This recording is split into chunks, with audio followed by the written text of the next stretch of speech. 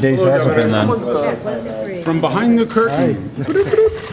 How we doing, guys? Hey, how are you? Very good. A lot of you today. Afghanistan. Move back, move back, move So back. Governor, you've announced 30% goal for MWBE. Is that really achievable? Are that many companies around that can provide that level of services? Sure. That was the same question people asked when Governor David Patterson raised it from 5 to 10. Same question people asked when I raised it from 10 to 20. We then hit 25. So sure, we'll hit 30%. I believe it. Governor, have you or anyone in your staff been contacted in any way by the federal prosecutors regarding the Moreland issue? You should ask the U.S. Attorney those questions. I don't want to comment on what the U.S. Attorney's doing or not doing. Well, I didn't. I asked if you've received anything, not what he's and doing. I said you should ask the U.S. Attorney what he's doing, who he's talking to. I said we are cooperating in any way we can, and you should ask him. Governor, has your office tried to influence the actions of the Board of Elections' new enforcement council in any way? No, Have you been consulted on what she's doing or in the investigations? no, Why was your office included on the email? I have no idea. I have no idea. Have you asked them at all, like Rich as a party, why he was being emailed? Nope, and I have no idea. Don't you want to know?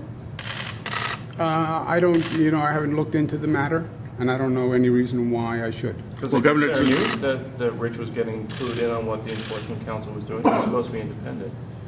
I don't believe that's a fact. I was told that the council wanted press inquiries directed to her directly and was telling people who could get press inquiries, refer them to me directly, which would make sense, right? But the Board of Elections public information officers weren't included on that. Why should, if it's going to be an independent office, why would you have other people being the spokesperson for an independent office? Was Would that you the case? do that as an independent Well, but, official? you have to say that was Yeah. the case. Was he speaking for them? I mean, why out of nowhere would she be sending this to Rich? Well, it's logical that a governor's office might be getting inquiries about her office. And what she was saying to everyone is, if you get inquiries, refer them to me. But she wants an independent spokesperson, which I think is right. Governor, why not agree to a one-on-one debate with Rob Astorino on television? I know your campaign agreed to a radio debate, but not a televised debate one-on-one with Astorino. Nick, everybody had a different opinion. Some people wanted all candidates. Some people wanted one-on-ones. Some people say candidates except this one. We tried to hit the right balance. I think we did. But radio isn't the dominant media for debates, it's television. Well, we did a television debate. Western New York, though, not in New York City, which is where most I people think they live in can the figure city. out how to publicize it in New York City when it happens in Buffalo. They have But don't technology you think now. a debate in New York City is worthy of being on television? I think, we struck the right balance. You could say we shouldn't do any debates. You could say we should do one debate, 2 debates, 10 debates. I think we struck the right balance. Some people say you shouldn't have included the others, so we have the others in one, but not the other. So I think it's the right balance. Is this consistent with your pledge in 2010 to have the most transparent administration in history? Yes, totally. Not having debates for the Democrat at all and having these rules for the Republican? Yes, I think totally, How so? because I believe it is. All right, guys, last question. But if it's not, that's your opinion. Governor, You're governor, you do it your way. Governor, Governor what Rob about Astorino regarding today W? called for across-the-board income tax cuts that he would propose if elected governor. What's your response to that? That's what we've done. Everyone's taxes are lower today than they were 4 years ago. That's exactly what we did. Governor? Every New Yorker's taxes are lower today than they were 4 years ago. I think he's Governor, saying he would go lower, though. He's saying that. But, so you're saying, you're agreeing that's what I did? Oh, no, I'm just relaying what he Well, said. let's say That's no. Is it a fact that every New Yorker's taxes are lower today than the day I took office? Is that a fact? What about people making less Oh, than $40,000? excuse me, so you, Jimmy, we'll do your own debate. Is that a fact? As Jimmy said, folks who are making under $40,000 did not get as much of a tax cut as people who are making above that. Well, that's because, only if they're not paying taxes. If you're not paying taxes, you can't get a tax cut, right? Right, you agree with that? I agree with that. Okay, so if every New Yorker is paying a lower tax rate than the day I took office, That's called an across-the-board tax cut. So do you think Astorino's proposal is unnecessary? I don't know what his proposal is. I'm just responding to your question. All right, Governor. And your question is exactly what I did. Governor, you're regarding reelected, do MWBE, if you're going to have a goal of 30%, what is that, what message does Facts, that, Nick, they just facts. what message does that send to the white male-owned business, white male business owners? If you're setting a goal for 30%. They get 70%. They get 70, and that's, but is not it bad. Not bad?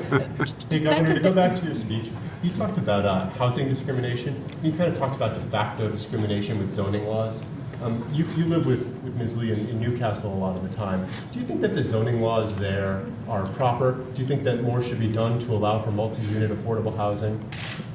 Well, look, Jimmy, forget what I think. You have the federal government that has pulled federal funding from Westchester County because they believe Westchester County is violating the fair housing laws. I believe it's the only county in the United States that they've done that to. But I did it as HUD you vote there, though. secretary. I mean, do you think that the town, because the town has purview over its zoning, do you think there need to be changes to that? Or do you think that the zoning laws as they exist in Newcastle are discriminatory? Well, I think the federal government has said when they do a statistical analysis, you don't do this by gut, you know. It's not like you walk around the street and you get a feel. You look at the data and you look at the statistics. I used to bring these cases as HUD secretary. There's a science to it. And they're saying when you look at the numbers and the statistics, that Westchester County is violating the fair housing law. I believe today they took $5 million again for violating the Fair Housing Act, which is very, very serious. This administration has not been that aggressive, frankly, on this, the current one. And I think Westchester County is one of the only counties they've done it. I did it several times as HUD secretary, but it is a dramatic action. It's based on statistics. You have to go to court and prove it. So that's what I would say. Astorino says it's a local issue, though. Astorino will say it's a local issue. Why should the feds come in and say, well, we should, Because the federal news bulletin, federal law applies in localities. That's a news bulletin. That's why. But Governor, Newcastle is one of the towns that the federal government says is restrictive in the zoning codes. You live in Newcastle. Do you agree that those zoning codes in Newcastle are restrictive? I have no reason to disagree with the federal findings. So you find that it's restrictive in your I have no reason to disagree with the federal findings. Governor, we had a legislator arrested today. How does that speak to your efforts to root out corruption at the state capitol in New York? Well, look, I believe you're always going to have people who break the law. They do that in the public sector. They do it in the private sector.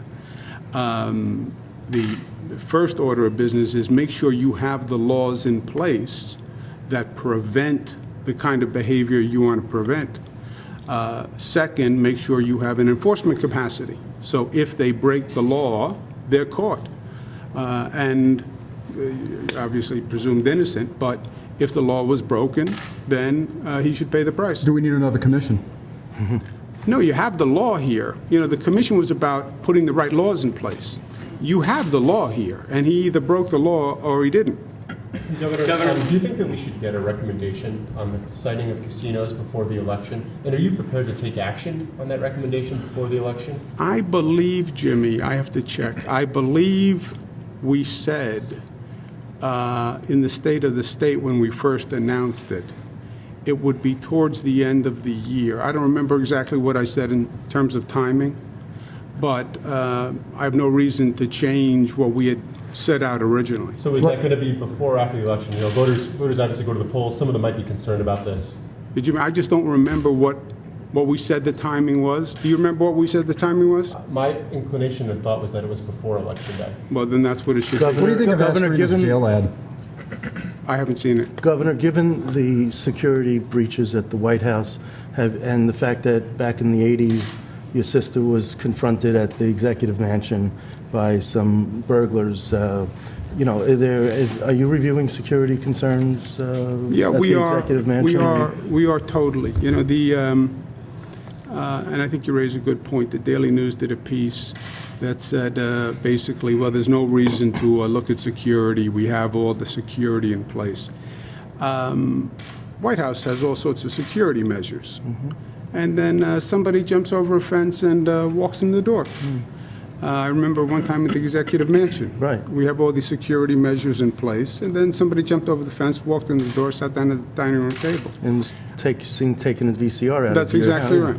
right. So I am very concerned in a world that we live in now that, yes, we work very hard at security in New York City, New York State metropolitan area. Yes, we took very seriously 9/11. But, you know, it was 13 years, and nothing's happened in 13 years, thank God. You now have an acceleration of activity with the terrorist network. I want to make sure we're doing everything possible. And we have a bi-state effort that's doing that. I'm educating myself. That was part of the trip to Afghanistan. One of the products of the Israel trip wasn't frankly on top of mind when I went, but I learned a tremendous amount about terrorism. I saw the Prime Minister again yesterday and we chatted about it. So I think we have to redouble our efforts, and you can't get complacent because, yeah, theoretically the White House is invulnerable and we're invulnerable until we're not invulnerable. And the Executive Mansion is safe, pretty much, you think, or you need to beef up security? I lock my door when I go to sleep, so I'm feeling pretty good about the Executive Mansion. Governor, importing marijuana from out of state in order to treat children with epilepsy, other severe illnesses, how important is it to get that waiver from the federal government to implement the marijuana program here in New York? It is very important. You know, if we have children in need, if we can get that increase, we very much want to do it. Governor, all right, guys, What's thank your you. I just want to ask you about the economy, upstate versus downstate. Most of the growth has been downstate. How do you compare the upstate economy and what's going on in downstate? Joe, the downstate, the upstate, there has always been, in modern history, there has been a differential between upstate and downstate, right? And it has gotten worse over time. Not only has the differential gotten worse, but the performance in upstate New York has gotten worse relative to the rest of the country. And I think many past administrations gave up on upstate New York, and they just stopped trying. Upstate New York didn't have the same political strength as downstate New York, so they just didn't make the effort, literally. And because they didn't make the effort, upstate fell further and further behind. And I think it was a tragedy. And I think it was a human tragedy and an economic tragedy. And you saw young people leave, you saw companies leave, and there was a general assumption that the upstate New York economy was irredeemable. And we said, we deny that assumption, and we're going to prove it. And we went to the hardest hit economy in the state of New York was Buffalo. And we said, in Buffalo, which was the hardest case scenario, frankly, we're going to show you you can turn around Buffalo. And that's what the Buffalo Billion was. And I'll tell you, it has been an amazing success. And if you're not from Buffalo, you can't appreciate it. You really can't. Because it's not just the numbers, which have been dramatic. Unemployment went from like 8% down to 6%. It's not just the new businesses and statistics. There is a feeling in that town, it is a different town. It is a different place than it was 4 years ago. And this is a town, I'll never forget during the campaign when I was running, somebody said to me, you know, when it comes to Buffalo, we've had a bad 50 years for the economy. Think about that, a bad 50 years. In 4 years, it's dramatically better, dramatically better. And I'm very proud of that. Also, if you can do it in Buffalo, you can do it anywhere. Well, that's the thing. People say, well, what about Rochester or Syracuse? That's exactly right. Now, first of all, they have gotten very similar investments, right? Doesn't have the fanfare of the Buffalo Billion, but Rochester had the Regional Economic Development Council. I bet you Rochester got $200 million in investments, and Rochester is doing better. Unemployment all across upstate New York is doing much, much better. We had the largest one-year drop in unemployment history in upstate New York last year. So it's undeniable, but that upstate New York is doing better. Undeniable. It's in the numbers. Buffalo, however, was the worst-case scenario and has made remarkable progress. And I'm going to use that next year and bring that same kind of intensity to the other cities. And that's our upstate revitalization. Strictly from an economic perspective, there's no need for fracking upstate because the upstate economy is doing so well? They're two totally different questions. No, but Freeman, you had a question? Governor, you got the endorsement today of Nelson Rockefeller. You released an ad about it. Talk about it a little bit. Yeah. It wasn't Nelson, because that would be truly extraordinary. I got my Rockefeller. Larry Rockefeller. Larry Rockefeller. And I was, yes. And I'm very proud of that. I am going to work in this campaign. I'm reaching out to Democrats, but I'm going to campaign the way I governed. I'm also reaching out to moderate Republicans, because my politics, my governing philosophy was fiscally responsible and socially progressive. That is what the overwhelming majority of New Yorkers are. They are fiscally moderate and socially progressive. And that's why I worked with moderate Republicans in the Assembly and in the Senate. And I'm reaching out to moderate Republicans. You look at my financial record. Mr. Reisman, where'd he go? There he is. Well, the Republicans' proposals, tax cut across the board, that's exactly what we did. Our spending rate, 2% per year, lower than George Pataki's 12-year average. So when it comes to fiscal issues, you look at the way we've managed this state. We managed it in a way that any Republican would be proud. Every credit rating agency went up. Westchester was downgraded. We were upgraded. Taxes all across the board are down. So our fiscal stewardship was moderate, was responsible, but socially progressive. Marriage equality, sensible gun control, etc. That is 70% of New Yorkers. So Mr. Rockefeller's support as a Republican is very important to me, because sometimes in politics it becomes polarized. Well, he's a Democrat, I'm supposed to vote for the Republican, which is how people vote, by the way. Like 85% vote by their party. Republicans vote for Republican, Democrats vote for Democrat. I want to say to Republicans, don't be so quick. Really look at my record and look at my fiscal record. Look at how I got my record done. I worked with moderate Republicans in the Senate to get this done. That's how it happened. If I didn't, it wouldn't have happened. So that's what Mr. Rockefeller, and you'll see more and more in my campaign, I'm going to reach out to moderate Republicans. Ultra-conservative Republicans are a different story for me. Governor, you just They're said that- against me you just- for choice. I understand that. I respect that. I respect differences we may have on guns. I respect that. But on fiscal issues, I am going to talk to the Republicans all across the state. What about endorsing Senator Grisanti? Do you think? Having campaign rallies, when do you start or plan on starting some of those? You think I should have rallies? Perhaps. that's a good You want practice? to get some of these Republicans, right? You want to get your message out. You think they come to rallies? You don't see many Republican rallies, do you? Well, we had a couple out here. Yeah. I'm going to be all over the state, reaching out to people in all different ways.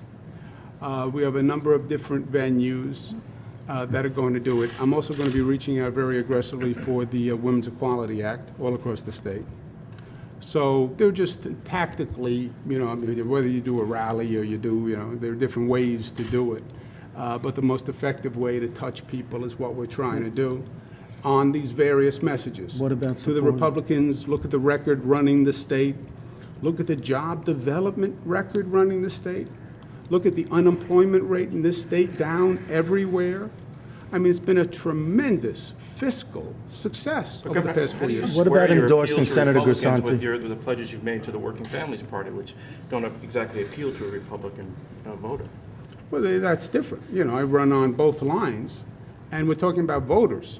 You know, a Republican voter can vote for me on the Democratic line or on the Women's Party line. They can vote for me on either. What about What the about Senate? endorsing Senator What's your Grisanti? vision for next year, or for the next term? That's a different speech. What What about the about Senate Senator- Democrats? What about Is this endorsing? leaving them out? You're talking about, appealing to Republicans? No, I look, mean, are you- you still going to work to make the Senate Democratic, or do you think that The that's not a good goal? Senate Democrats are running on my record also. I mean, the Senate Democrats, they voted yes on this budget, so they're running on the same record also. You know, you don't have to be fiscally irresponsible to be a Democrat. Well, I guess, are you helping them, though? Are you going to help them? Yes, but running on my record doesn't hurt them because my record is their record, right? If you're a Senate Democrat running for reelection, what do you say? Unemployment is down, credit rating is up, more jobs than ever before, 4 budgets on time, marriage equality. That's my record too, right? So we have the same record. Governor, what about endorsing Senator Have you thought Grisanti? about endorsing him yet? I've not made any decision yet. Are you going to be putting out, 2010, you put out 10 books about the things you wanted to do. You're going to be putting out Did you read all details? 10 books? I have them on the shelf still. Yeah. That's the problem with 10 books. I think I'm going to put, we'll make a deal this campaign. I'm going to put out fewer, but you have to promise to read them this time. All right, guys, I'll thank you see you very guys. much. Thanks Thank very you. much. Very nice to Thanks. see you. Governor, you're going to appoint Vicky Crefeo again? Graphy.